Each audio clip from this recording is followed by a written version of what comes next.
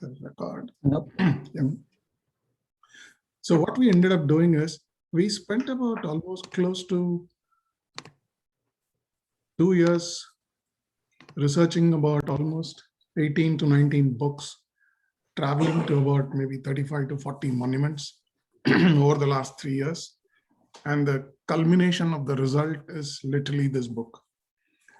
75% of the book on this is based on research, which has been written by my nephew, Vignesh. And I don't know if he's able to join the call sometime today. But if he doesn't, this we are recording so that we'll send it out to everyone who's able to log in. Primarily, the way we want to keep this session is ask as many questions, ask whatever you think comes to you, wanting to know about the book. The idea is to basically see if in case we can recreate an interest in history for people who can relate to what this particular book will do. It is expected to bring back some of the details of the South India, which primarily deals with the Pallavas and the reign of the Pallavas. So the details, what we started putting together, literally we thought we will basically do no more than 10 chapters. And then when we were in India, we had a friend who said, why don't you start a blog so that people come to know about the book? So we started putting together blogs. So the way we started doing the blogs was we literally started sending out snippets, and those were all these particular pieces which you may have seen, which kept coming to you all by way of WhatsApp messages. Then when we reached about 6 of them, from the 5th one, we said, no, it will make sense when we are doing these. We should also send out photographs, and all these photographs have been shot entirely during our visit in the last 3 years. Last year was more special because last year when we went to India, I could meet 4 people from ASI, which is Archaeological Society of India. One of them was Dr. S. Kalyanaraman, and I spent about 2 weeks with him, and after that, Rukmini continued with the particular meetings with him, and we recorded something like 23 video lectures on epigraphic indica. So that's more like the deciphering of the Indus Valley scripts. So we have 23 videos, which we are talking to universities. So we are now talking to the Hindu University of North America, and it is being offered as an undergrad course with 4 credits on minority in Indic studies. I also reached out to a couple of universities back in Bombay. So we have reached out to the Chinmaya Mission, which is based out of Bombay, a part of the Bombay University. And then they're also going to use that as an affiliation course, which is a certificate course in Indic studies for epigraphy. So we are now branching literally. I thought I'll just cover these monuments, do some photographs, just come back. But then it took a completely different turn.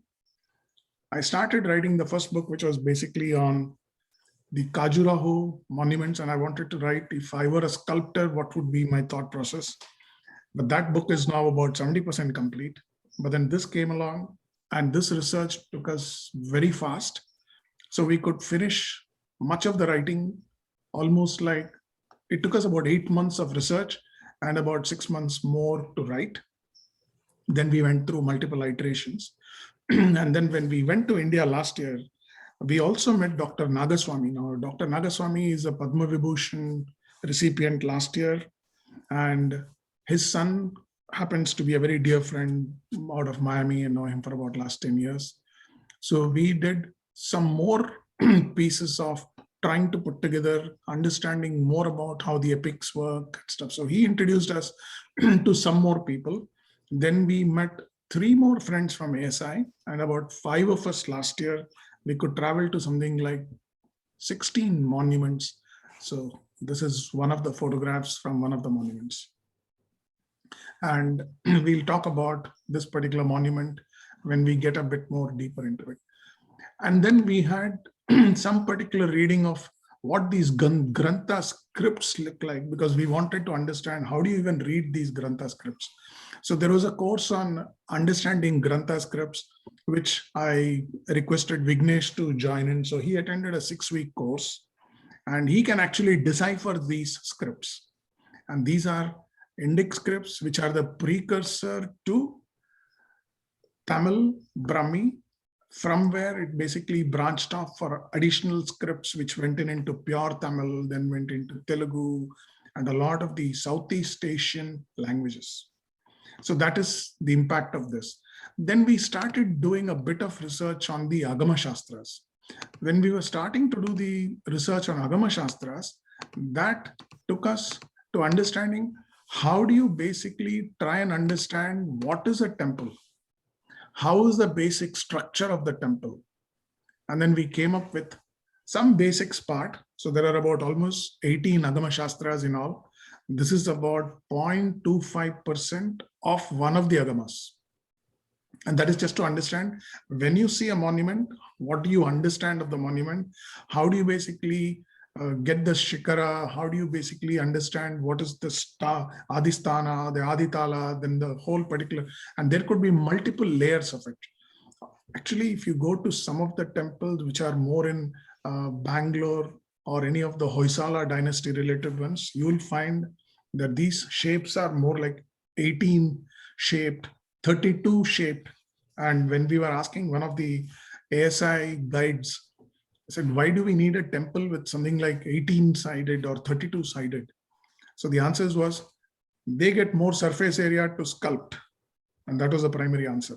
So that took us a bit more. And then we started picking, how do you basically decode this? And then we have included some basic pieces. It's got very high-end mathematics. And then there is a concept, how do you basically use the mandalas and how do you basically arrange these? And these are some of the agamas which we have tried to explain. Everything is backed by tremendous research. So for example, when we went into this, we literally went into understanding how do these particular things come in from the type of details that we launched in. Each of these research papers, which we have considered for our understanding, and all these are equivalent of PhD papers for what we have provided. But we said, okay, let's try and simplify it so that it will become easier for people to understand. So we went into the agamas to get to this particular level. What we then started finding out is that we found that it was trying to get a bit more difficult for just trying to read. I mean, it doesn't really make sense to understand history. What do we take away from here? So what we then thought might be easier to pick up some basic things like what are these particular nuggets going to do?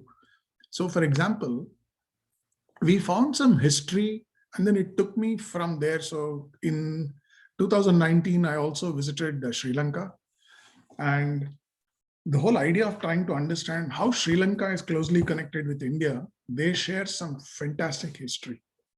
So that history is the type of things we have captured. And then we tried to connect the dots and then we brought it back to how does it basically, does it have anything during the Pallava reign? So we connected that parts. So we said, okay, let's try and start putting out some nuggets, which is more like no more than 2 minutes of reading.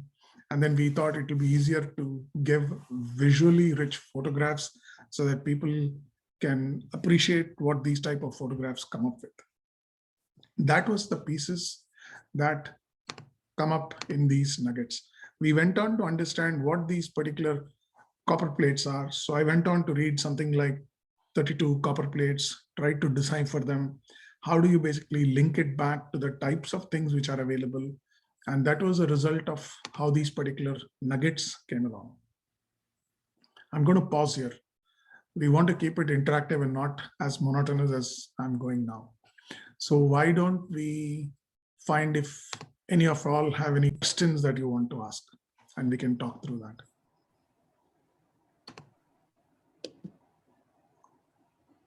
I'll pick. Kritika, you want to go first? Sure. Like I know any Indian architecture is really fascinating, but why did you pick Pallavas and what was so specific that you wanted to research more about? the Pallava dynasty and specifically the architecture? I didn't even start with Pallavas. So what I did was 2014 is the point in time where I lost my mother. And at that point in time, when I traveled along with Lata to India, we started trying to spend some time with the priests who had come in to do the functions. And I wanted to understand what is the impact of the death mantras. So I started with understanding those. And then the death mantras literally took us on a trail. And from the trail, we went on to, if you see the type of reading that it took me, I went on to try and get to understand a bit of the Agama Shastras. Then from there, went on to do some particular research, which is more driven by how do these 13. So if you look at, so Kritika, great question that you asked. There are monuments built by Pallavas and Cholas specifically to describe death. And they have about 12 monuments like that in Tamil Nadu itself. And I read more about that. That was linked from there. Then it took me to some parts of Agamas. From the Agamas, it went on to a temple visit. So in 2017, I did something like 16 cities in 14 days, traveling the length and breadth of India, paused at Khajuraho for about 3 days, which literally thought, if I can talk about central India, some temples which we visited took us back to Cholas. So I was in Tanjavur at least maybe 8 years back, then about 14 years back. When I started with Pallavas, Cholas and started reading, found that there is an origin of Cholas which takes you to Pallavas. And it was again trying to rediscover a bit of Tamil, which I still proudly can say that I can't read much. So that was the origin. So Pallavas basically gave a kick to say, hey, start here. And actually, if you read this, some of the chapters here, you'll find that Pallavas were the kings and Cholas were actually subservient to them in early 200 CE. From there, towards 890, when they came on, we're talking about 3 generations prior to Rajaraja Chola, they basically defeated the Pallavas, and that was literally the last of the Pallavas around the late 800 or 900. So that journey did not take me straight to Pallavas. It took a lot of churn to take me to that. So that was a journey that went to Pallavas. Abba, question. Yes. So as a first-time reader of all of this Pallava history and having no knowledge of the Cholas or any, frankly, most of Indian history, is there within this in the text, is there some sort of timeline that talks through essentially this is when the kingdom was established, this is when it ended, and some of the before and after to give context? Great point, right? So I did not start the book to be Pallavas or Cholas first. I actually started doing timeline. So timeline is a book which is out for release, maybe more like late next year. We took the timeline between 300 BC to 1300 AD, which is around almost 1600 years. And in the 1600 years, I went through across the length and breadth of India to try and identify the Kakatiyas, the Guptas, the Cholas, the Chalukyas, the Pandyans, Cherans. These came literally later. So timeline actually is charting the whole time period from 280 BC. So interestingly, Pallavas have a start going closer to 280 BC. So since you mentioned Pallavas, during my trip to Sri Lanka, what we found out that was, if you look at Kailash, Mount Kailash, and if you draw a line on the same longitude, there is no Shiva temple in India which is on the same longitude as Mount Kailash. The only temple on the same longitude to the nearest degree is in Sri Lanka.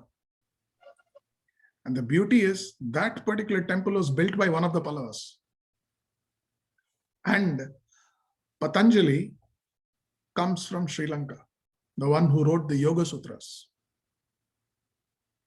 That is the type of link we got. So timeline pretty much will capture that. In fact, if any of y'all are interested, I created an Excel sheet which runs about maybe 2000 lines by 11 columns, which starts about every king, when did he start, when did he move on, who are the predecessors, who are the successors. So that took me about 2.5 years. So that's on the timeline. Questions? Ram, Oh, go ahead. Yeah. so Ram, Kumar here. So Yeah, Kumar. for someone who studied history as part of school, and that was the start and end of it, and your book hopefully will trigger some interest for me to read on these things again. I still want to probe on the question of, I know from a timeline perspective, you picked the Pallavas, but Cholas or the Cheras were still another, they were powerful dynasties in the south. Are you drawing any relationships to them in this book, or you still feel, okay, it's going to come in a later book and you're just focusing on the Pallavas and the timeline in that way? Help me understand, for someone, what will interest me about the Pallavas as opposed to reading about the Cholas or the Cheras or anything like that? That's an absolutely brilliant question. So if you remember, when we grew up reading history, one, there wasn't much about South Indian history in our schools. Two, unless somebody took up MA and that too with social sciences or any of those, you will possibly not even get to see these as an elective. For somebody whose interest could have been greater for us to know about our own history, there should be a reason why we should get to know this. So one of the chapters, actually, we started writing and I said, let's see what should be my starting point. So it said, literally, it reads, if I don't know from where I'm coming, it doesn't matter where I'm going. So the interest in Pallavas is driven by the fact that maybe because I'm more biased to Tamil Nadu, as opposed to what I have not been able to see in the rest of the country. So Tamil Nadu, for example, some of my research also brought me to pick up more. So in Tamil Nadu alone, there are 47,200 temples, which are more than 1,000 years old. This is just Tamil Nadu. And when I started picking up my first part of reading in this, if we want to know about history, we want to know about where did controversy start? I mean, history should be about people who are ranked, the ones we've always heard about, people, the winners are written about, or the victors are the one on whom history is based. And we have also heard there is a lot of blah, blah, blah, which we have been hearing, that Indians have never occupied lands, never attacked countries outside of India and all the yara yara stuff, which is complete bunkum. Because Pallavas had maritime colonies set up going all the way to Philippines. If you look at Indonesia, so just to give you one example, right?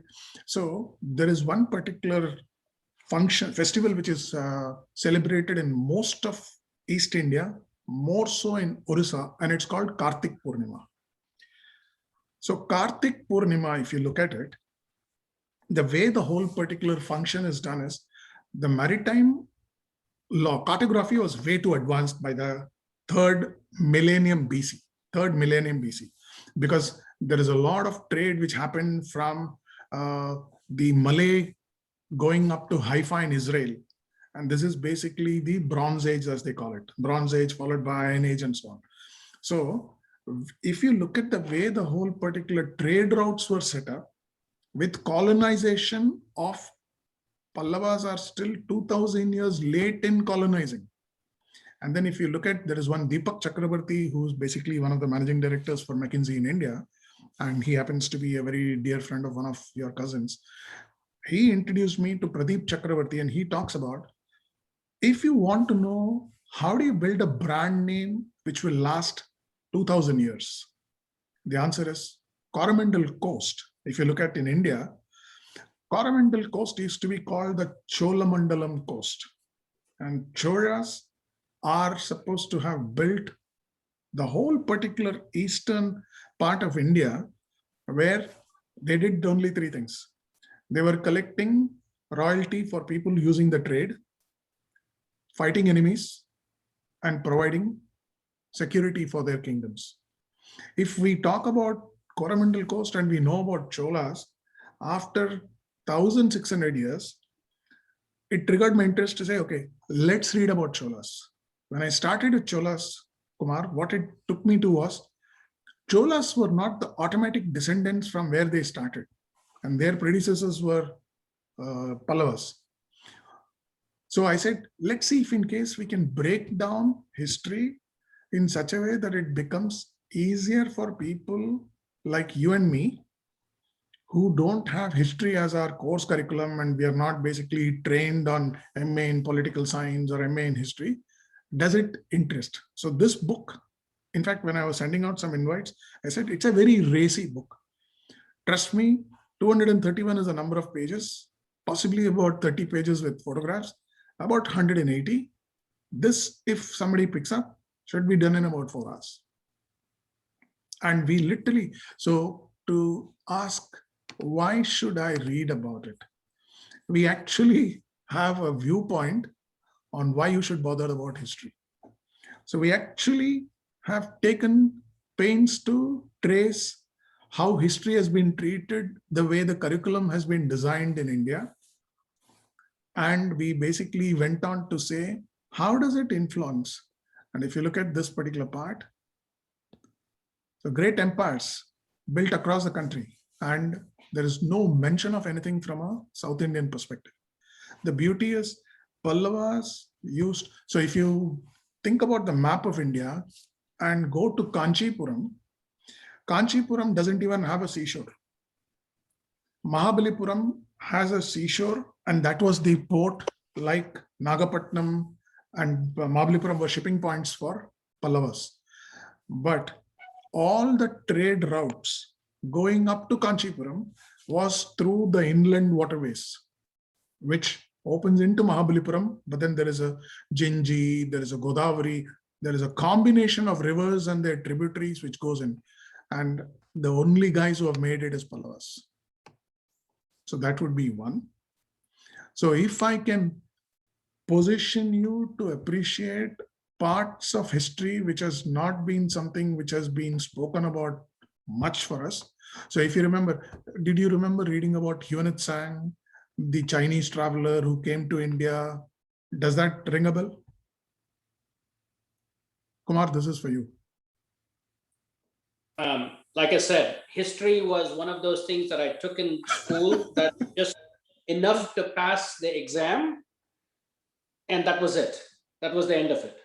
Hey, Sriram, Yeah, all of us. Sriram, that might have been part of Maharashtra board.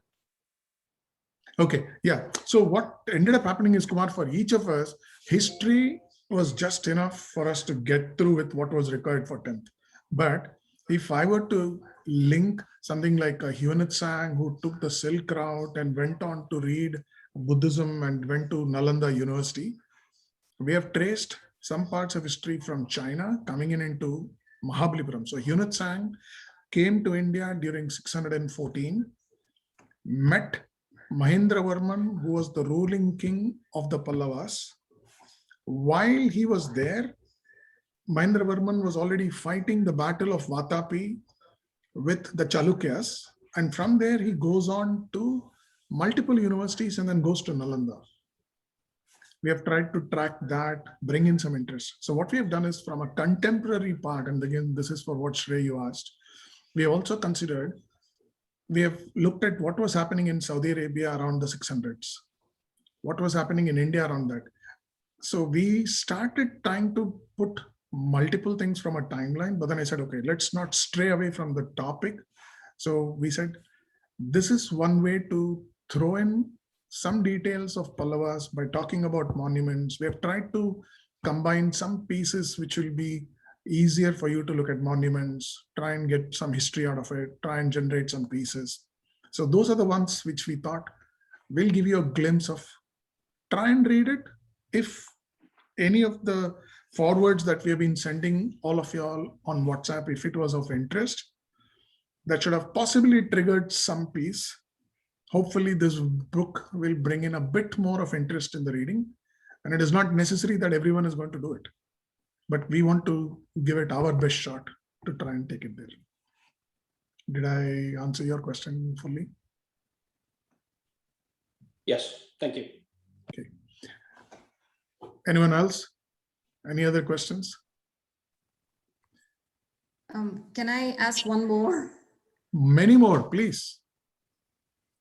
So as someone that grew up learning Tamil and just going through all the literature that we were required to study in school, one of the books that we had to read was Ponniyin Selvan.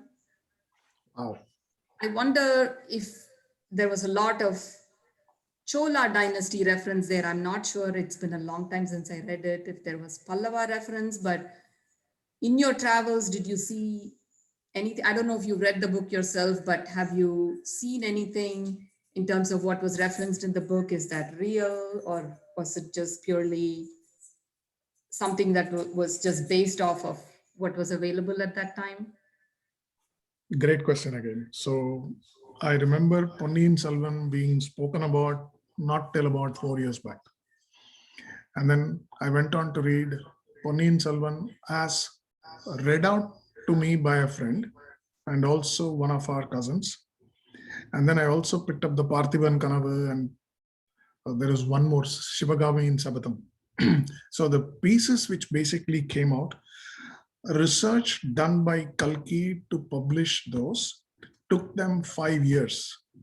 And we went to at least 4 out of the locations that they have mentioned in that. It is completely, I mean, it's a fiction that, I don't know, was it written by Sujata for Kalki? I'm not 100% sure. Yes. Mm-hmm. So Sujata's ability to literally blend fiction with a bit of history was a superb take on factual inputs that they could pick up. And what they ended up doing was they wanted to just find out as to what is it that they connected. And the whole information that was there was interested to try and keep. It is just restarting. Just give me a sec. Yeah. Are you guys able to still see what I'm sharing? Yes. Okay. So what ended up happening is, from pieces of what was written in Shivagami in Selvam, we at least identified 4 of the locations, mapped it to the particular information that was available. I went, which was more driven by fiction. We lost audio for a few seconds. Is it okay now? It's okay now. So Shivagami in Selvam has a lot of fiction, but it is based on facts. And out of the total items which was there, we could identify at least 4 of them. So that was the piece, Kritika. So it wasn't completely fictional. So it's Hello.